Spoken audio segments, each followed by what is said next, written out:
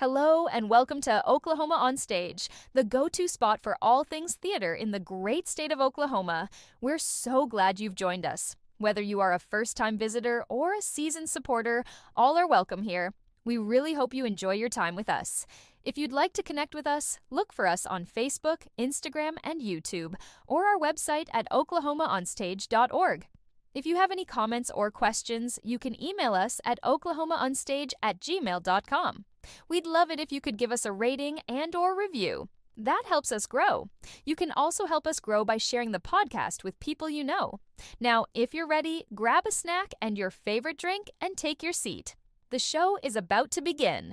Oklahoma on stage, the stories come alive. With drama, dance, and music, the arts always thrive. From center stage to backstage lore, Oklahoma on stage, there's always something more. Welcome back to Oklahoma's On Stage, your go-to podcast for all things theater in the state of Oklahoma. I am sitting here today in the historic Washita Theater in lovely Chickasha, Oklahoma. Sitting here with my guests today, and I'll just roll right into the intro and get this party started. From humble beginnings in Minco, Oklahoma, to multiple degrees in theater, to the director's chair, my guest today has carved out a legacy in Oklahoma theater that's as bold as it is heartfelt. With a dual degree in music and theater from USAO, a master's degree from Kansas State, and a resume that spans beloved roles in several theaters across the state, she's a standout voice in Oklahoma's theater scene, both on stage and behind the curtain. Today, we're diving into the stories that shaped her, the impact of the community theater, and what comes next. Actress, director, educator, advocate, Oklahoma On Stage family, please welcome Shannan Bilyeu to the podcast. Thank you. Did I say that right? No one ever does. No one ever does. It's Bilyeu. Bilyeu. Yeah. See, I thought that's what the way, so it actually is spelled exactly the way it sounds. Okay. Okay. Yeah, I thought, But I mean that a lot. Yeah. But Bilyeu. Okay. All right. There we go. So welcome. thank you so much for having me. So, as I said, we're here in the Washita Theater. This is the site of your show that is coming up, and we'll get into more of that here in just a little bit. But as we always do, the elephant in the room, how did you get started in theater? So I actually got started in theater on accident. I was a music major at USAO out of Chickasha, and I thought I was auditioning for like a show choir glee club situation, and it turned out to be a musical review. And so I got into singing and dancing and acting unintentionally. I got cast in that production. And of course, that's where it all started because I enjoyed that so much. I was taking classes for fun and then realized I just had another semester left and I could have 2 degrees. So I was like, why not stay in college a little longer? So I did that. And that's how I got my 2 degrees, one in music and one in theater. So what was the spark that caused all of the interest in theater? Honestly, it was just that there was more than singing. If you would have asked me when I was in elementary school what I wanted to be when I grew up, it was a general answer, singer. I just wanted to sing. That's all I wanted to do. And so that's why I thought music was my path, because all I wanted to do was sing. And so whenever I accidentally auditioned for that musical review and realized that there could be more to it than just choral singing or for those that want to be a pop star on stage or that sort of thing, like I really enjoyed the added elements of the costumes and being on stage with others to tell a story, that sort of thing. And so I started kind of experimenting more and auditioning for more things such as straight plays or not just keeping it musical based. And I just kind of found more of what I was looking for that I didn't even know I was looking for till I found it, if that makes sense. I think that's most of us are that way. As I've said several times with different elements, you don't know what you don't know. And so that's a really good. So you spent, as we said before, you spent time at USAO and then transitioned to Kansas State. Yes. Was that a follow-up or was there, something that led you there right after, or? I had a friend who knew I was graduating, and she had already completed her first year at Kansas State. And she was like, "Have you thought about going to grad school? They have a good program up here. You should come out." And I was like, "No, I think I'm done with school." And then I went and visited her, and I was like, it wouldn't be so bad. It's not gonna hurt. If anything, it'll help. So I just went ahead and decided to pursue the theater masters instead of the music, and I followed that path instead. Um, I just had a natural instinct and mindset for stage management. And so I just felt like I was more drawn to that path. And so I got my master's there at Kansas State and got to act a little, do a little stage managing stuff there.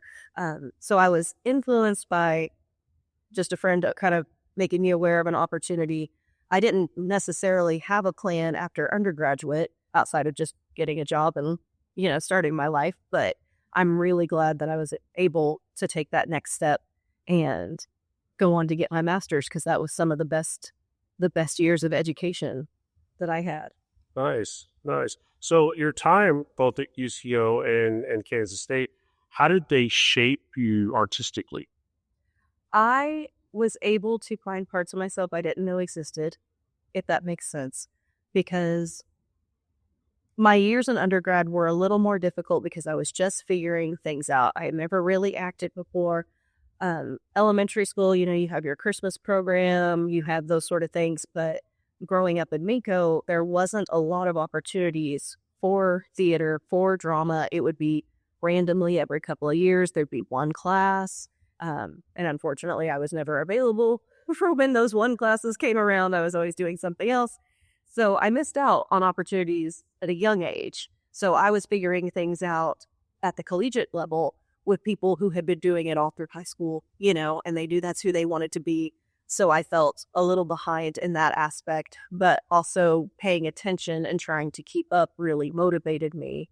So I was able to kind of just delve in and figure out how I wanted to tell stories, figure out what part of the production I wanted to be a part of, which is kind of why I'm ping-ponging around through the different areas, as you mentioned earlier, with the directing and stage management and acting. Like, I believe, just from my experience, that you will be better at a different area if you allow yourself to try another department within that same world. I've become a better actress because I've stage managed, because I've costumed a show, because I've ran crew, and then vice versa. You just become more aware of the production as a whole and how it fits together, instead of that tunnel vision of just doing this one job the whole time. Absolutely. Couldn't agree with that anymore. That was very well said. So during your time, did you have any mentors that really impacted you? I had a couple in my music department. Dr. Jan Hansen was a huge support, and she also helped with the musicals that were going on at USAO, because it's a small enough college that, they kind of go hand in hand with the theater department at that time. And she was a big supporter of me and a cheerleader. And in the theater department, it was ran by one person, Roger Drummond, and he pushed me in the best ways possible. He saw something in me that I wasn't aware of. He thought I had a natural stage presence, a natural talent, and he was really trying to mold that, if that makes sense. Because like I said, I had no experience coming in, and I was up against these people who had done it for years in high school. And so I hate saying up against, because we're all in it together, but that's how it felt when you're the person behind. Well, I think we all have a sense of competition when it comes to a lot of those stuff. But you're right. I mean, we are a family. We it's best when we support and celebrate the victories of others. So Yeah. So that's very good. What about productions? Did you have any formative or memorable productions through that growing process? So for my undergrad, there was a production, I think it was my junior year, called Vanities. It's a 3-woman show, and I was Kathy in that production. And that's when all the pieces started to click, as far as I was also helping with costumes with that show. So it was starting to click how things come together on both sides. How I mentioned earlier, if you do different departments, it will help you be better in the other. So that's when I started putting real pieces together of making characters more realistic instead of just standing on stage memorizing lines. We see that so much with people starting out because they think, oh, this is acting. I've memorized this. I'm standing here. And it took me a while to understand there's just a little bit more. Like, you have to give more of yourself to present this other person, which might sound odd to people who aren't involved, but that's really what it is. You're bringing the essence of a real person through yourself in the best way that you can communicate that to the audience. That's really good. I like that. So, talking about your roles, you've had some pretty standout roles. You've played in productions like Pippin. You mentioned Vanities, How to Heal the Hurt by Hating. Yes. And most recently, you got to play Miss Helga Tendorp in Death Trap. I sure did. Alongside myself. So we had a lot of fun together with that role. So with that, what draws you to a particular character? I really get involved with telling the story, and you'll hear me say that so many times. If I read a script, it's not always the lead that's the story I want to tell. It's easy to get caught up in wanting to be the lead because, there's so much more to do and the script gives you so much more. But there's such a joy when you find these side characters that really there's no wrong answer when you make up what's missing in the pages of the script, right? So, and it also allows more time to play and figure those things out because you're not so focused on, I have to memorize these lines. Everyone's counting on me. I have the most to say, and so I have found myself as I read scripts, like who I want to tell their story, who I might connect with on a different level. And the role of Helga was just a fluke. I was so lucky to get that. I wasn't 100% sure what I was doing at the auditions. Like, I just went in and I was like, you know what, this is what I have to offer. And luckily they liked it. It hit it. It was perfect. I wasn't sure. So it was very nice that worked out. And the amazing things, much like you said, a lot of those characters, they're flavor additives for the show. They're there for the season of the show. But at the same time, kind of like you said, you have kind of a blank canvas in bringing that character to life, and you're free to do so many different things. And with that, you brought a lot of life to the show. Yeah. There was a lot of a lightness that you brought to a fairly dark show. And I thought that was really, really great. So one of the greatest compliments I've gotten with both Death Trap and then recently prior, I was in a production of Into the Woods where I played Jack's mom, and people after the show, people I don't know, very kind, would come up and they'd be like, there were times where I'd be like, when is she coming back on stage? We're ready for Helga to come back, or we're ready for Jack's mom.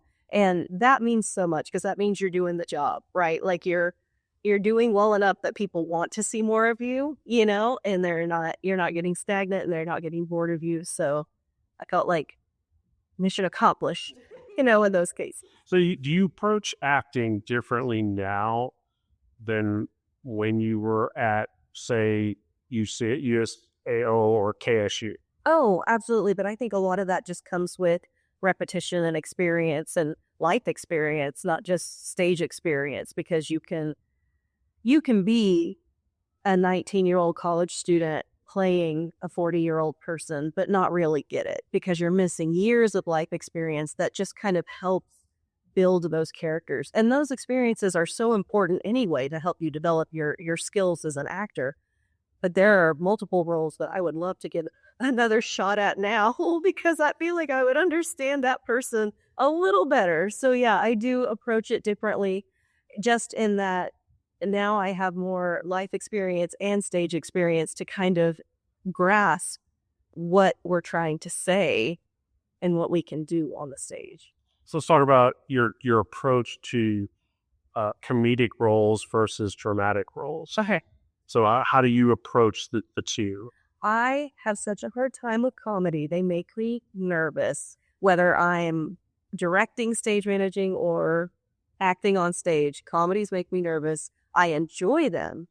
I just feel like if I'm not uncomfortable, I'm not doing it right. You have to be willing to make yourself silly. You have to be willing to make yourself ugly in some cases and let go of that fear of people judging you that so often comes. Like, we put ourselves on display with theater, and actors more so than backstage, because if you do your job right backstage, people don't notice you, right? So we put ourselves on display, and when you do that in a comedic sense, for me, it's more terrifying than the dramatic sense, because I feel like drama is easier to relate to overall, because even if people aren't willing to discuss or admit their drama while they're watching it, they can connect with emotions and feelings.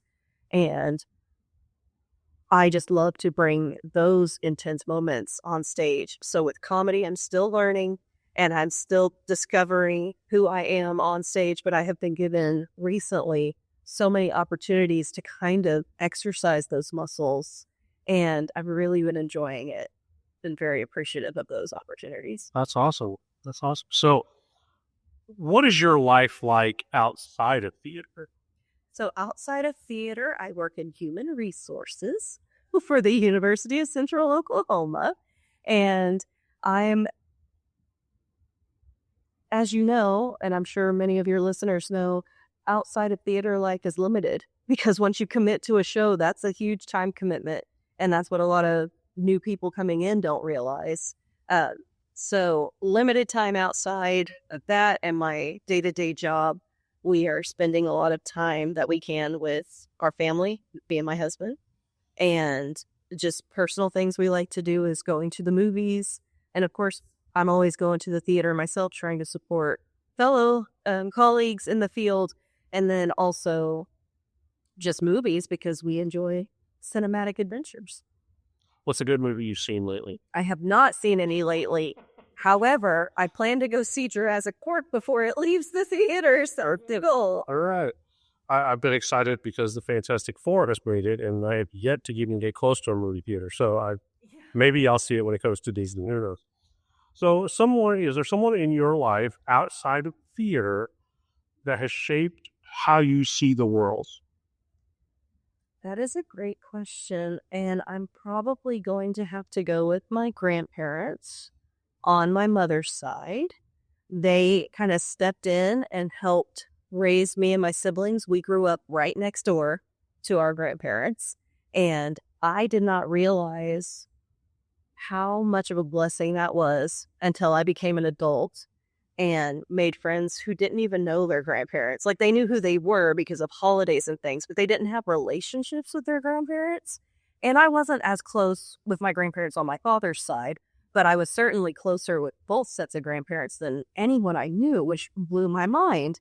And it could just be small town Oklahoma. But they really shaped me into the person that I am.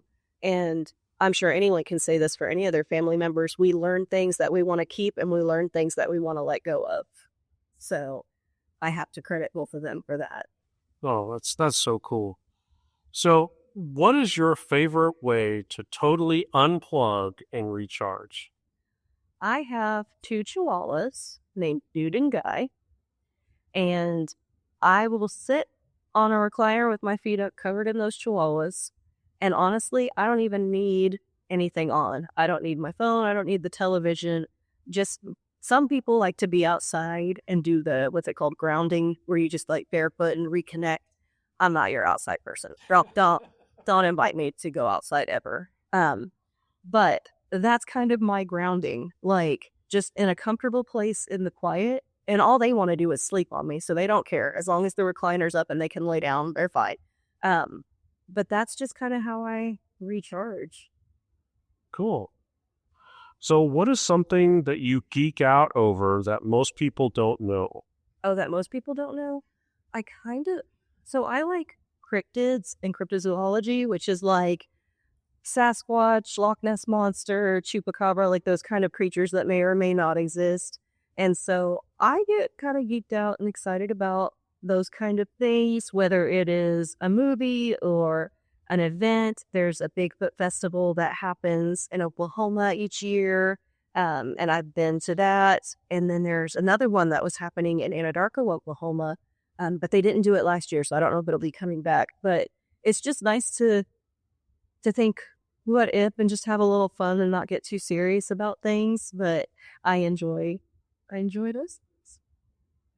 I had a friend of mine was traveling with a theater company. He was just up in Pennsylvania, I think, North New England, and the town that he was in, they were having an international cryptid festival.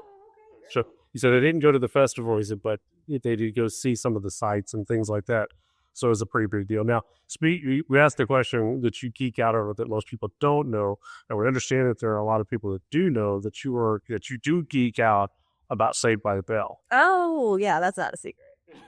That is my trivia team category. If you need someone to come in clutch, I'm your girl. I was given the Saved by the Bell board game at a young age when the show was popular and things came out, and I corrected some of the trivia questions because they were wrong. And so, yes. Did you contact the company, the creator? There was just people didn't do that back in the 1900s. Okay, so shifting gears just a little bit, we're talking about where we're at right now. We're talking about your show that's coming up. You're currently directing the Elephant Man here at Shakespeare Theater. So what drew you to this piece? As a director, I regularly get drawn to stories that I feel show compassion, human nature, the way we have relationships with others. Like, I'm really drawn to the stories that are a little more serious, a little deeper.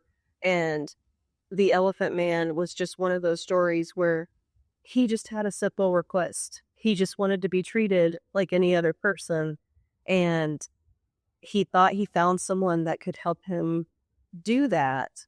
And we learned through the story that it's just all still, like, everything's the same. Like, you'll hear people say, well, everything's high school. It's just you're in a different setting or that sort of thing. You know, like, we kind of learned that through the story with the Elephant Man. Like, he wants to be treated as an equal, but it's just never quite going to happen for him under whatever circumstances as the story goes on. And so I love to tell those stories to just kind of help us be aware of not just how we treat people, but how we see ourselves and others. Very nice. So how do you navigate the emotional weight of the text and the historical context of the story? So some of the things have already been taken care of. As one of the questions I'm getting from everybody is, what are you going to do about the way he looks and his prosthetics and all of that? And this script, this version of The Elephant Man specifically says in the beginning, don't get caught up with that. Don't do the prosthetics. Tell the story. Tell the story. And so that's what we're doing. And we just, by that alone, it's helped the actors just become more connected because we're not getting caught up in, and we're not even in costumes yet, but we're not getting caught up in what things look like. We get caught up in the words and the relationships and the story that's being told. The first act of it is a whole bunch of small, quick scenes that kind of lead us up to whenever he gets into the hospital to where he lives and eventually dies. And so as we develop those short scenes, we have a very small amount of time to present these people, some based on real people that we're able to research and some based on people to help move the story along. And so we've just been taking time, concentrating on what does this mean, and given the information we have, not knowing whether or not it's fully accurate, just how would we react in this place with this person? And we talk about personal stories. We have a lot of chit chat in the rehearsal process as far as making it real, making it relatable. And that kind of helps when people are able to put it on the same level of something that they're able to understand in their own lives so that they can present that to the audience. That's one thing that I've always loved. That's one I'm extremely drawn to the classics of literature and going on the stage and things like that. And, you know, one of the things that I talked about with the crew, cast and crew, when we did the Diary of Anne Frank, is that, you know, so many of these scripts that we do as actors, they're fictional people. Right. yes, we have to create elements, we have to do, but when you do things like the Diary of Anne Frank or the Elephant Man, these were real people. I mean, you can Google it or whatever, and you can find documented evidence of these people, what they went through, all of that stuff. And so their stories have to be told. And that's kind of where these, and I've said it before, and you mentioned it just a few minutes ago, is that we as actors, our number one role, our number one job is storytelling. We have to be able to tell stories. The challenge becomes, how well are we going to tell that story? How true are we going to tell the story? This is one of those art forms that I feel is never going to go away, no matter how much technology we have. People are going to tell stories. We're going to, whether it's a story about someone you really do know and you're just passing that on, or if you're sitting around with a group of people and just for fun, like telling stories goes back so far, and we want to be true to that. I use the general we want to be true to that, especially when dealing with real people, and do our research. And not everyone's story is a good one, but that doesn't mean their story shouldn't be told. Right. My mom saw several of my shows when I was, several years back, and she said, I don't want to come and watch you play a bad guy. And I'm like, well, a lot of stories can't be told if there isn't an opposite side. And, it's like I tell everybody, somebody's got to play Judas. Right. Somebody's got to play, the bad guy in every story in order for the story to be complete. Exactly. Now, granted, some of the stories you have to figure out who the bad guy is. But, I agree, some people don't like all those stories, but I'm glad that you're telling. So, of your cast, are they all experienced actors, or do you have new people? Or? No, we actually have a handful that this might be their second show, or they've only worked backstage on some shows and this is their first time on stage. And then we have a couple of seasoned actors that are playing. We have a couple playing I got tongue-tied. The Elephant Man and Dr. Treves, a couple of seasoned actors in those roles. And I like to mesh those experiences together because that's how I learned, and if you're able to work with other people and take the opportunity that's given to you, not see it how we mentioned competition earlier, because that underlying competition is always going to be there, but take the opportunity that you're given and just watch the other people around you work. And that goes for the experienced actors too. Like, if we get far enough in the process of any show I direct, I like to have a night where everybody switches scripts, we draw a roll out of the hat, and that's your role for the night. And the idea is to get people out of their stagnant repetition and maybe see something in their character that they didn't see before.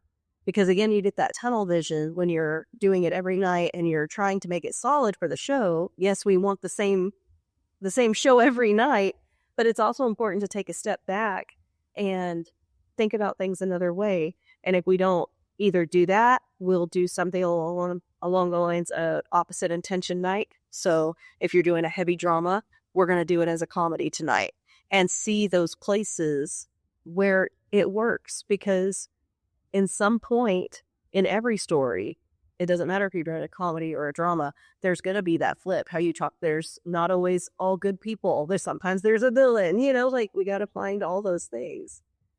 So how does your process differ in dealing with new actors versus seasoned actors?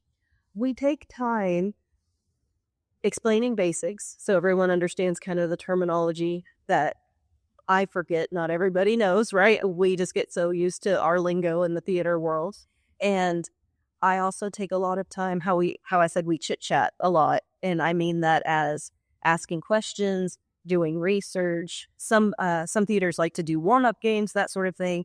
I'll get homework to some of my actors.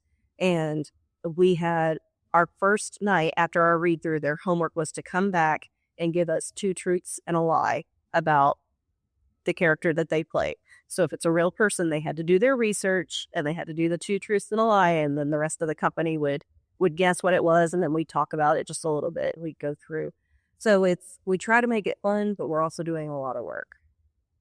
That's great. So how has your experience as an actress, how has that influenced your directing style? I think being aware of needs is probably the best word. So there used to be, I guess I should take it back a little further. So after graduating from grad school, I went in the professional direction of stage management and loved it. But after a few years of that, I really found myself not liking actors.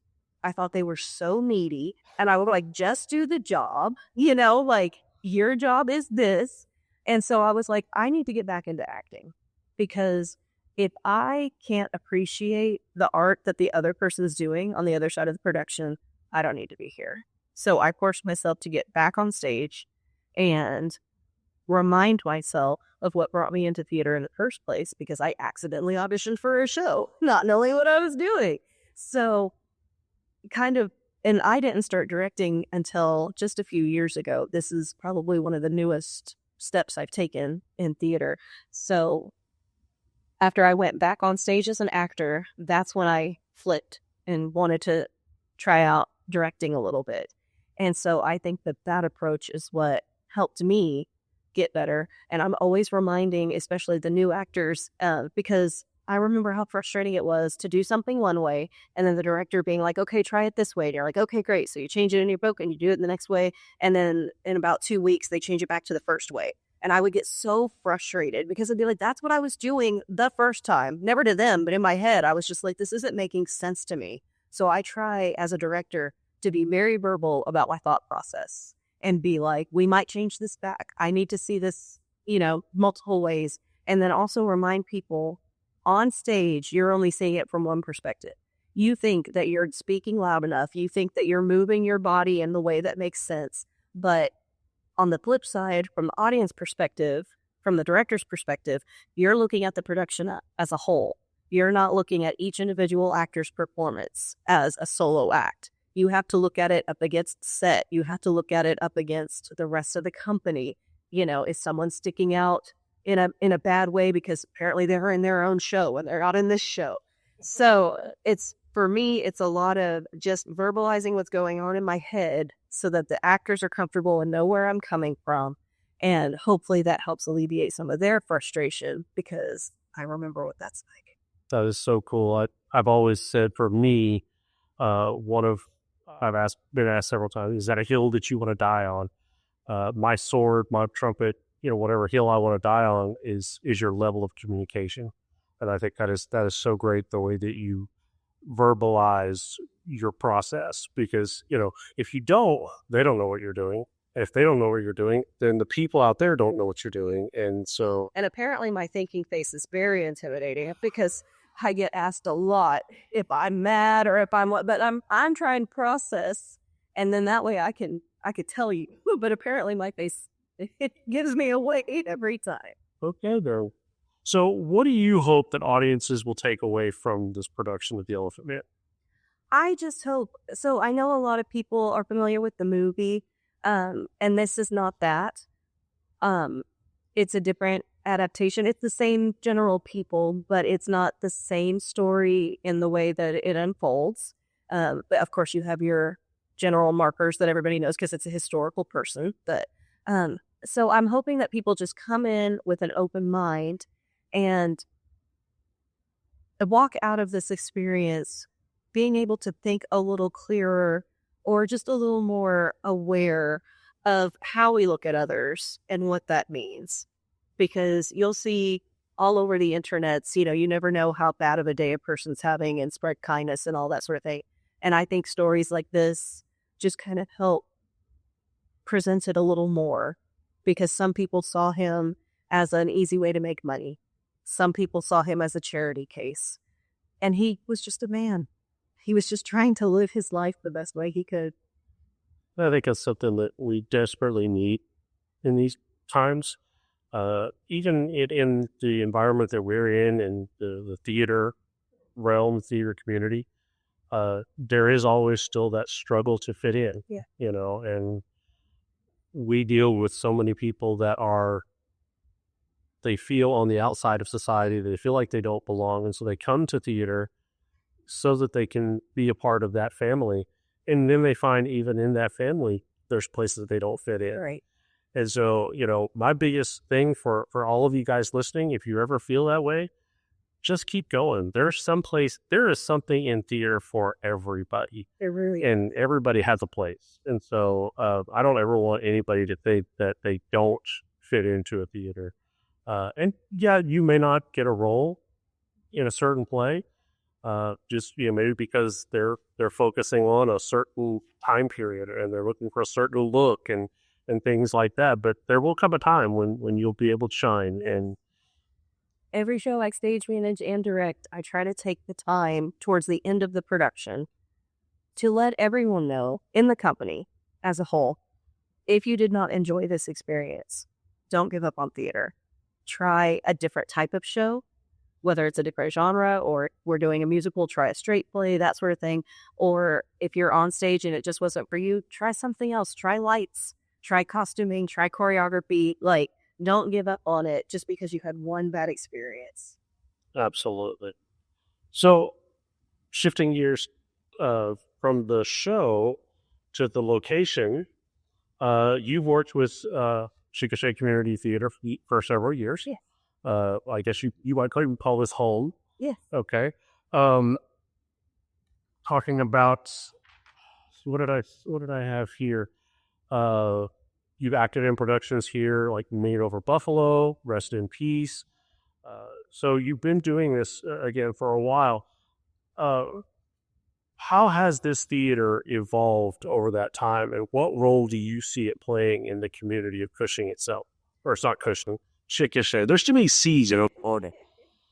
So this theater has really helped me stretch my legs as far as this is the theater I started directing regularly at. I had one other opportunity when I was working in Iowa to direct a show. That was my first production. And here I've been able to choreograph. I've been able to stage manage, direct, and act. And so Chickasha Community Theater has helped me grow on that end. And I feel that this theater is doing so much for this town of Chickasha as far as exposing people not just to the arts, but to talents they may not know that they had. And there are still people in the town of Chickasha to this day that don't even know we exist, And I'm sure you come up with that in some of your other theaters and other towns that you go visit. And it just blows our mind because Chickasha is not so big to not know that we're, here. So I think the more that we're able to get out into the community with small things that we have done in the past, as far as we have a wine theater coming up at a local winery. We did one last year as well. And so just bringing ourselves out of this building to kind of help expose more people to the arts and let them know, hey, we're here. Even if you just want to come watch or come be a part. People think that just because they don't want to be in a show, they have nothing to give. But, we can use your support, whether it's in a chair or just word of mouth if you know somebody else that might be interested. Yeah, even if you don't want to be on stage, we always need people in the box office. We always need people front of house. We need people in concessions, all that stuff. Everybody's got something. They're always, yeah. Yeah, if you can turn a screwdriver, there's a place for you. So tell us a little bit about Chickasha. I know you brought a little bit of history with you, so tell us a little bit about the theater. So the theater currently stands in the Ouachita building downtown Chickasha, which was built in 1941 as a movie theater. And then they closed their doors in 2001, and Chickasha Community Theater was able to buy the building and kind of renovate it. And then around 2010, they opened their doors as their home theater. So before the Ouachita was available, they were going wherever they could to perform. They would be at junior highs, they would be at Votex or churches, rehearsing wherever and doing their set builds basically week of show and just kind of, working it out, living the theater life. And so now that they have a building to call their own, to call home, it has really worked out to be a lovely space. It's a 3-story building, so there's storage for all the pieces that we need. And so from there, they were able to kind of develop a scholarship for high school students in 1997. And that still goes on to this day, just to help the kids that have been involved for multiple years go on, whether or not it's theater-based, but to further their education and just as a give back. And that money comes from our patrons throughout the season on how much we're able to get those students to help them move forward. So how many seats are in this theater? I believe that we are close to 250 or 300. They have taken some seats out. There are some seats that are broken. It's an old movie theater, so just as things are happening. I'm sure the dream is to get more comfortable seats someday, But yeah, it's a good space. How many shows do they run a season? That will vary, but it can run between 5 to 7 each season. Wow, that's a busy season. Mm-hmm. So we're going to kind of just drift a little bit away from the theater on this question. So what's unique about making theater in Oklahoma? You mentioned would be going out of Oklahoma and doing some of the theater. So what do you think makes Oklahoma theater different than any place else? I don't have a lot of experience outside of Oklahoma. I do have a little, and just honestly, what I've noticed is that people are just they're willing to try something they've never done before. That's what I'm seeing more in Oklahoma. But where I was based outside of Oklahoma was the time in my life of educational theater and professional theater. So it could have just been circumstantial where the view was different. People had a job to do. You're paid to do this job.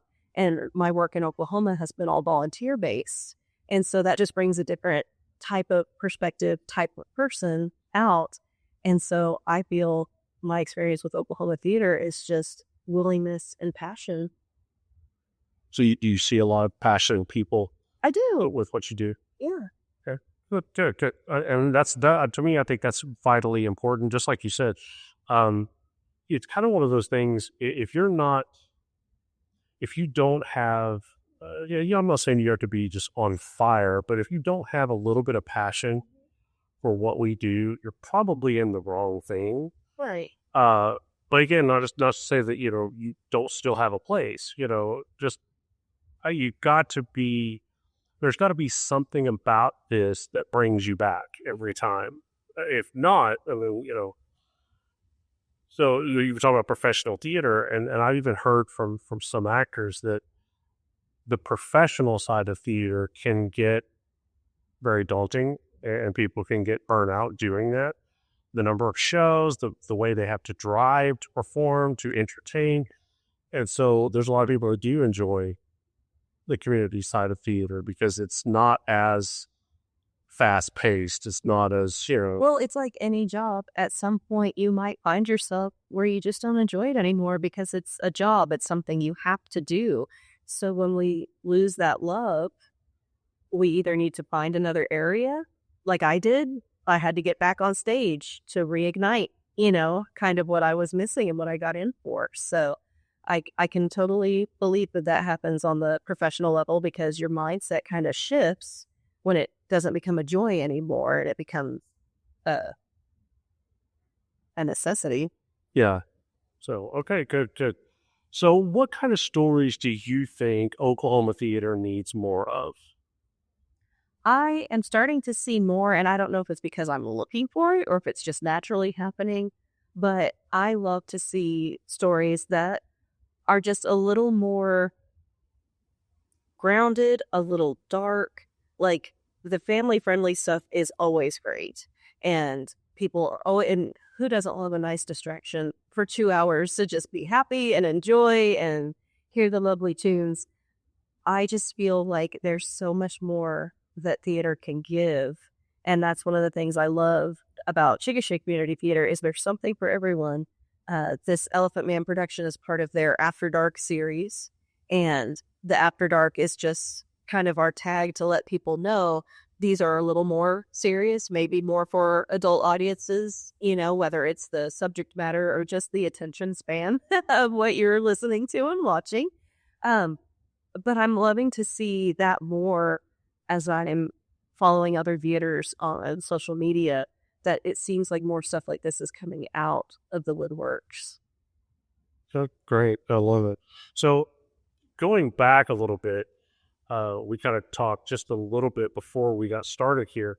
In doing some of the research, I found out about a little project that you had going on some time back. I think several places it's referred to as a mockumentary. Yes. And it referred to a Scottish Terrier. So where did this come about?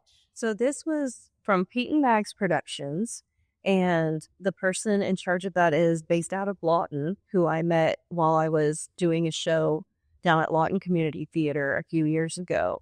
And this production company basically just put out a casting call for a different show that they were doing. And this wasn't theater, this was like mini movies, that sort of thing.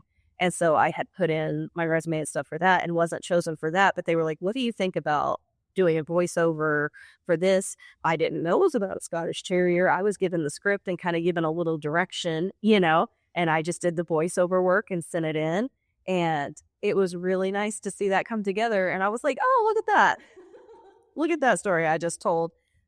What was the final name of the production? Do you remember? Oh, no, I don't. I had it written down, and I'll put it in the show notes when I put this episode out.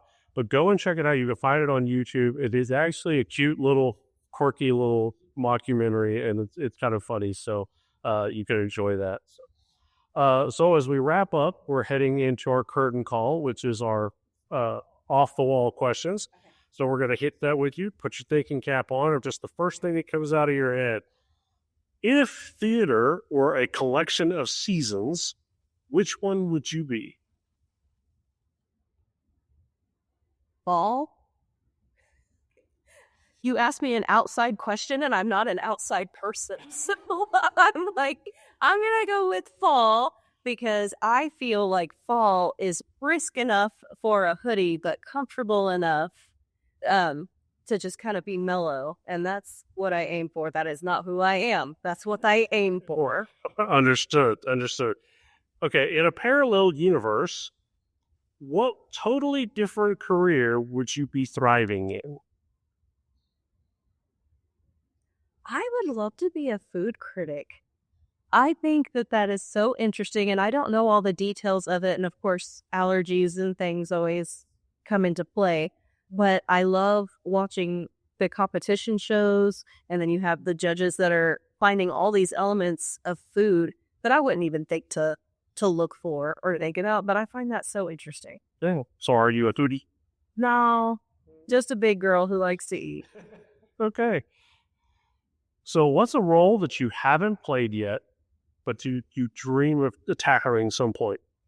A realistic one would be Jenna from Waitress. And the dream is Elle Woods and Legally Blonde. Okay. I don't think it's not realistic. Anything can happen. We are in theater. So imagine there's, and I know you're not my age, so you may not understand this analogy, but imagine theater is a mixtape. Okay. We used to do these when we were kids. What's the one track that absolutely belongs on that mixtape?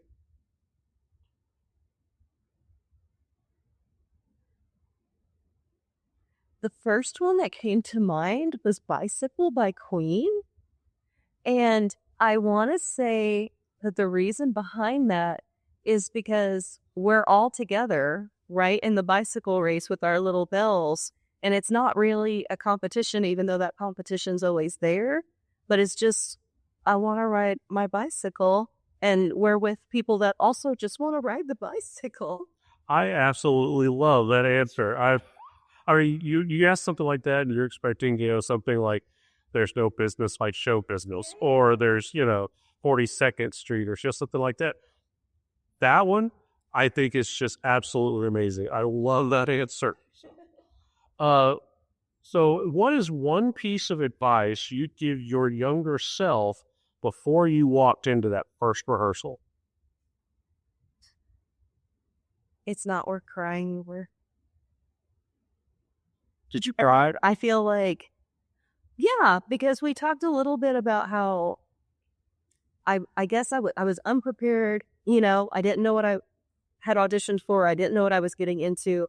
And I personally have a problem when I know that I don't even care about being the best, but I certainly don't want to be the weakest link. So whatever I can do in any situation, but pertaining to theater, I always ask myself, how can I make sure, like, what can I do to help level up? Whether it's help someone with a quick change, whether it's making sure that I am off book by off book day, because sometimes that's harder than we realize to get those lines memorized when we have everything else going on in our lives. And I'm not doing anyone any favors if I get in my own head and cry about it, whether it's actually giving tears or just internally beating yourself up. Yeah, so don't cry about it. Okay. It's good advice for everybody out there. Okay, so finish this sentence. Theater is... For everyone. There you have it. It's a great way to end the show. We've maxed out all of our questions. So any last parting advice or words of wisdom for everybody listening? Don't hold yourself back. Don't be the reason to talk yourself out of trying something new and just being happy with yourself. It's great advice for everybody listening. Hey, Shannan, thank you for being a part of this. This has been a lot of fun. I always love just sitting and talking with you. We've had a lot of conversations over our time together, and this has been no different. So thank you for being a part of this. Thank you so much. For everybody listening at home, thank you for giving us just a little bit of time throughout your day. We hope that you continue to listen to us. Be sure to find us on our website, oklahomaonstage.org. Find us on Facebook and Instagram. Connect with us. Send us a message. Drop us a like, whatever. But no matter what, please continue to support the arts. Oklahoma on stage, the spotlight.